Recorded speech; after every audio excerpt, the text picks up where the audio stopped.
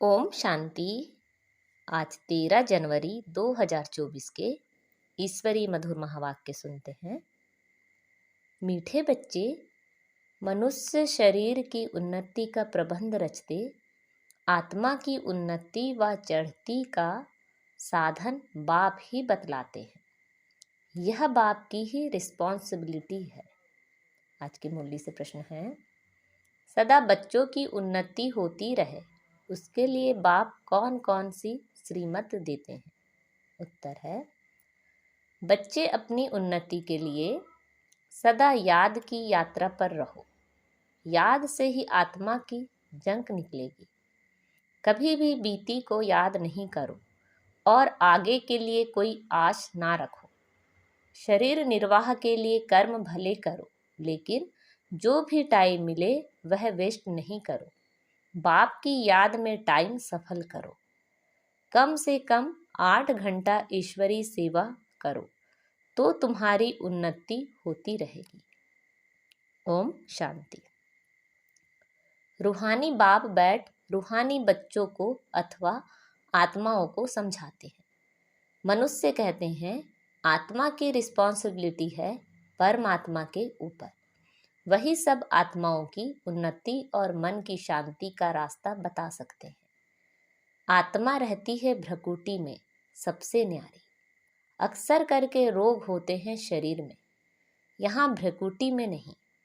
भल सिर में दर्द पड़ेगा, परंतु जो आत्मा का तख्त है वहाँ कोई तकलीफ नहीं होगी, क्योंकि उस तख्त पर आत्मा विराजमान है। अब आत्मा की उन्नति अथवा शांति देने वाला सर्जन तो एक ही परमात्मा है। जब आत्मा की उन्नति हो तब आत्मा को हेल्थ वेल्थ भी मिले। शरीर को तो कितना भी करो उससे कोई उन्नति नहीं होगी। शरीर की कुछ ना कुछ खिटपिट तो रहती ही है। आत्मा की उन्नति तो सिवाय बाप के कोई कर ना सके, और सब दुनिया में शरीर की उन्नति का प्रबंध रचते हैं। बाकी आत्मा की चढ़ती कला व उन्नति होती नहीं है, वह तो बाप ही सिखलाते हैं। सारा मदार आत्मा पर है।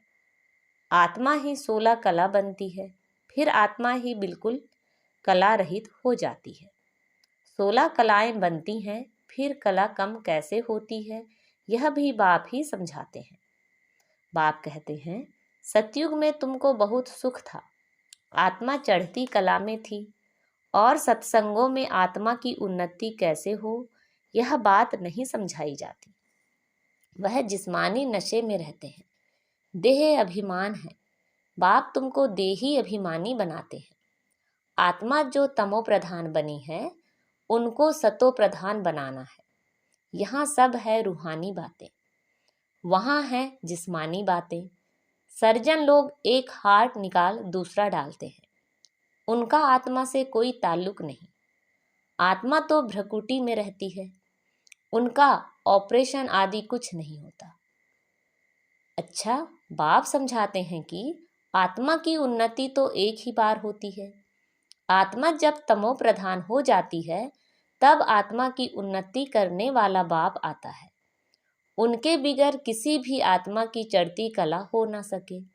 बाप कहते हैं यह छीछी तमो प्रधान आत्माएं मेरे पास आ ना सके। तुम्हारे पास जब कोई आते हैं तो कहते हैं शांति कैसे मिले अथवा उन्नति कैसे हो, परंतु यह नहीं जानते कि उन्नति के बाद हम कहाँ जाएंगे, क्या होगा। पुकारते हैं पतित से पावन बनाओ, जीवन मुक्ति धाम में ले जाओ, तो आत्माओं को ही ले जाएंगे ना। शरीर तो यहाँ खत्म हो जाएंगे, परंतु यह बातें किसी की बुद्धि में नहीं है। यह है ईश्वरीय मत, बाकी वह सब है मानव मत। ईश्वरी मत से एकदम आसमान में चढ़ जाते हो, शांति धाम सुख धाम में, फिर ड्रामा अनुसार नीचे भी उतरना ही है। आत्मा की उन्नति के लिए बाप के सिवाय और कोई सर्जन नहीं। सर्जन फिर तुमको आप समान बनाते हैं।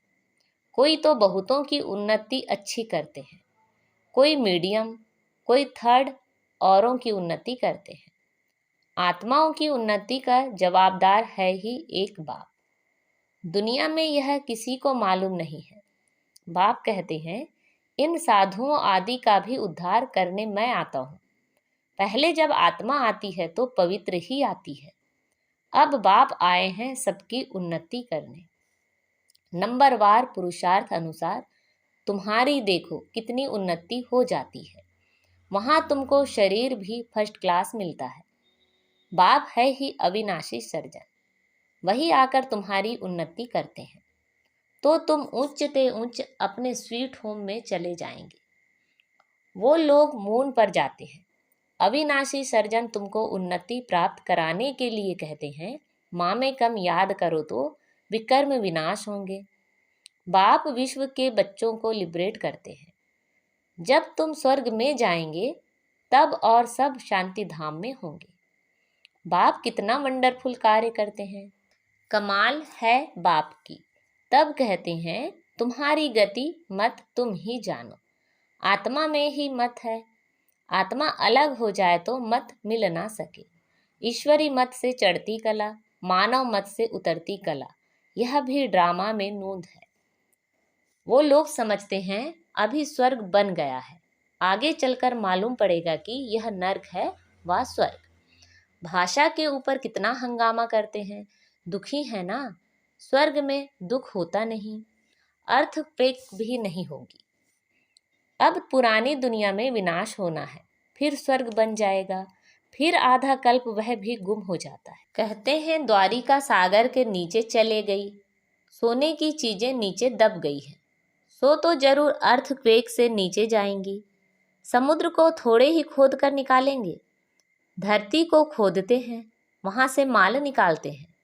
बाप कहते हैं, मैं सबका उपकार करता हूँ, मेरा फिर सब अपकार करते गाली देते।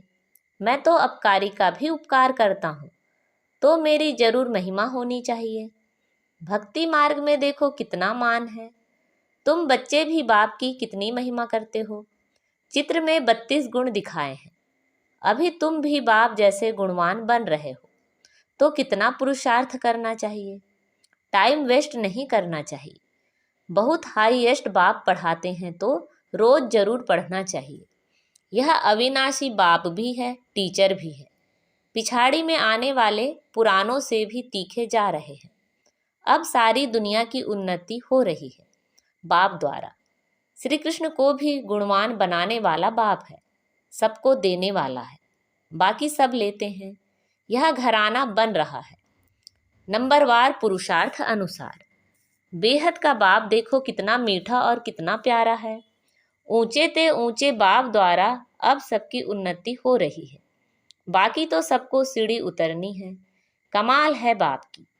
भल खाओ पियो सब कुछ करो, सिर्फ बाबा के गुण गाओ।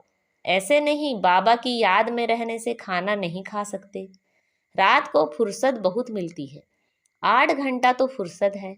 बाप कहते हैं कम से कम 8 घंटा इस गवर्नमेंट की सर्विस करो। जो भी आए उनको आत्मा की उन्नति के लिए रास्ता बताओ। जीवन मुक्ति माना विश्व का मालिक और मुक्ति माना ब्रह्मांड का मालिक। ये समझाना तो सहज है ना, परंतु तकदीर में नहीं है तो तदबीर क्या कर सकेंगे। बाप समझाते हैं कि बाप की याद सिवाय आत्मा की जंक निकल नहीं सकती। भल ज्ञान सारा दिन सुनाओ, परंतु आत्मा की उन्नति का उपाय याद के सिवाय और कोई नहीं। बाप बच्चों को बहुत प्यार से रोज रोज समझाते हैं, परंतु अपनी उन्नति करते हैं व नहीं करते हैं वह हर एक खुद समझ सकते हैं। यह सिर्फ तुम नहीं सुनते हो, परंतु सब सेंटर्स वाले बच्चे सुनते हैं। यह टेप रखी है, यह भी अपने में आवाज भरकर जाती है सर्विस पर। यह बहुत सर्विस देती है। बच्चे समझते हैं शिव बाबा की मुरली हम सुनते हैं, तुम्हारे द्वारा सुनने से इनडायरेक्ट हो जाता है, फिर यहाँ आते हैं डायरेक्ट सुनने के लिए। फिर बाबा ब्रह्मा मुख द्वारा सुनाते हैं अथवा मुख द्वारा ज्ञान अमृत देते हैं। इस समय दुनिया तमो प्रधान हो गई है, तो उस पर ज्ञान की वर्षा चाहिए। वह पानी की वर्षा तो बहुत होती है, उस पानी से कोई पावन बन नहीं सकता। यह है सारी ज्ञान की बात। बाप कहते हैं अब जागो, मैं तुमको शांति धाम ले जाता हूँ। आत्मा की उन्नति भी इसमें है। बाकी सब हैं जिस्मानी बातें। रूहानी बातें सिर्फ तुम ही सुनते हो। पदमपति भाग्यशाली सिर्फ तुम ही बनते हो। बाप है गरीब निवाज, गरीब ही सुनते हैं। तब बाप कहते हैं, अहिल्याओं गणिकाओं को भी समझाओ। सतयुग में ऐसी बातें नहीं होती। वह है बेहद का शिवालय, अब है बेहद का वैश्यालय। बिल्कुल ही तमो प्रधान है, इससे जास्ती मार्जिन नहीं है। अब इस पतित दुनिया को चेंज होना है। भारत में राम राज्य और रावण राज्य होता है। जब अनेक धर्म हो जाते हैं तब अशांति हो जाती है, लड़ाई तो लगती ही रहती है। अब तो जरूर बहुत जोर से लड़ाई लगेगी। कड़ी लड़ाई लग फिर बंद हो जाएगी, क्योंकि राजाई भी स्थापन हो, कर्मातीत अवस्था भी हो। अभी तो कोई कह ना सके। वह अवस्था आएगी तो पढ़ाई पूरी हो जाएगी, फिर ट्रांसफर हो जाएंगे अपने पुरुषार्थ अनुसार। इस भंभोर को आग तो लगनी है, फटाफट विनाश हो जाएगा। उनको खूनी नाहक खेल कहा जाता है। नाहक सब मर जाएंगे, रक्त की नदियां बहेंगी, फिर घी दूध की नदियां बहेंगी। हाहाकार से जय जयकार होगी। बाकी सब अज्ञान निंद्रा में सोते सोते ही खत्म हो जाएंगे। बड़ी युक्ति से स्थापना होती है, विघ्न भी पड़ेंगे, अत्याचार भी होंगे। अब माताओं द्वारा स्वर्ग का द्वार खुलता है।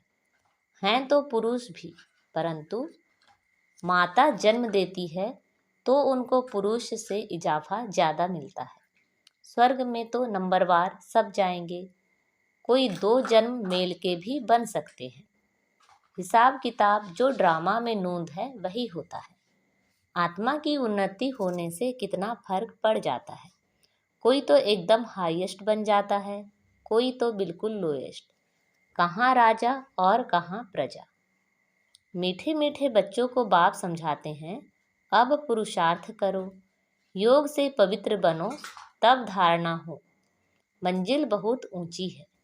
अपने को आत्मा समझ बहुत प्यार से बाप को याद करना है। आत्मा का परमात्मा के साथ लौ है ना, यह है रूहानी लौ, जिससे आत्मा की उन्नति होती है। जिस्मानी लौ से गिर पड़ते हैं, तकदीर में नहीं है तो भागंती हो जाते हैं। यज्ञ की बड़ी संभाल चाहिए। माताओं की पाई पाई से यज्ञ की सर्विस हो रही है। यहाँ गरीब ही साहूकार बनते हैं। सारा मदार पढ़ाई पर है।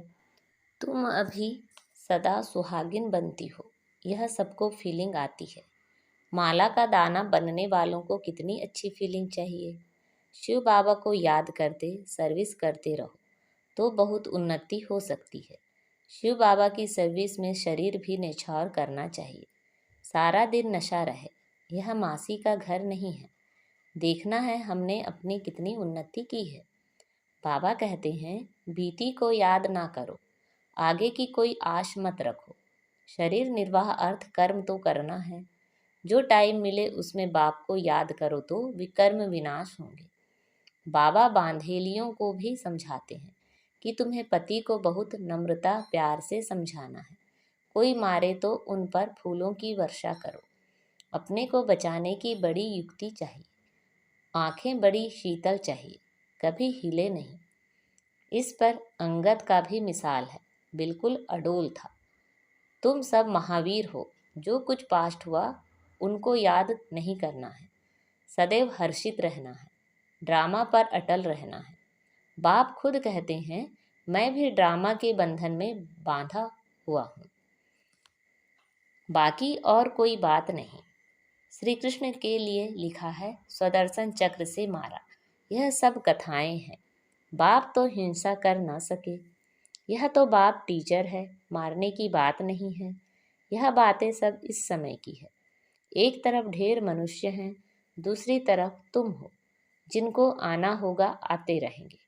कल्प पहले मिसल पद पाते रहेंगे। इसमें चमत्कार की बात नहीं। बाप रहमदिल है, दुख हरता सुख करता है। फिर दुख कैसे देंगे। अच्छा, मीठे मीठे से खिलते बच्चों प्रति माता पिता बाप दादा का याद प्यार और गुड मॉर्निंग। रूहानी बाप की रूहानी बच्चों को नमस्ते।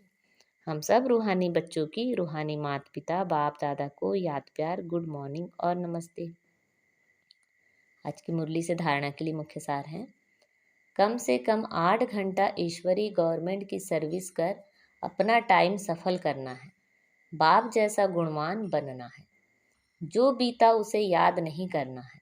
बीती को बीती कर सदैव हर्षित रहना है। ड्रामा पर अडोल रहना है। आज बाबा ने हमें वरदान दिया है, संकल्प, बोल और कर्म के व्यर्थ को समर्थ में परिवर्तन करने वाले होली हंस भाव। होली हंस का अर्थ है संकल्प, बोल और कर्म के व्यर्थ को समर्थ में परिवर्तन करने वाले। क्योंकि व्यर्थ जैसे पत्थर होता है, पत्थर की वैल्यू नहीं, रत्न की वैल्यू होती है। होली हंस फौरन परख लेता है कि ये काम की चीज नहीं है, ये काम की है। कर्म करते सिर्फ यह स्मृति इमर्ज रहे कि हम राजयोगी नॉलेजफुल आत्माएं रूलिंग और कंट्रोलिंग पावर वाली हैं, तो व्यर्थ जा नहीं सकता। यह स्मृति होली हंस बना देगी। आज का स्लोगन है, जो स्वयं को इस देह रूपी मकान में मेहमान समझते हैं वही निर्मोही रह सकते हैं। अब अव्यक्त साइलेंस द्वारा डबल लाइट फरिश्ता स्वरूप स्थिति का अनुभव करो। जैसे जब कोई ऐसा दिन होता है तो चलते फिरते ट्रैफिक को भी रोककर 3 मिनट साइलेंस की प्रैक्टिस कराते हैं। चलते हुए सभी कार्यों को स्टॉप कर लेते हैं।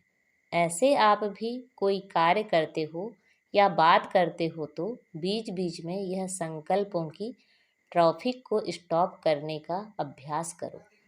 1 मिनट के लिए भी मन के संकल्पों को, चाहे शरीर द्वारा चलते हुए कर्म को बीच में रोक कर अपने फरिश्ते स्वरूप में स्थित हो जाओ। अच्छा, ओम शांति।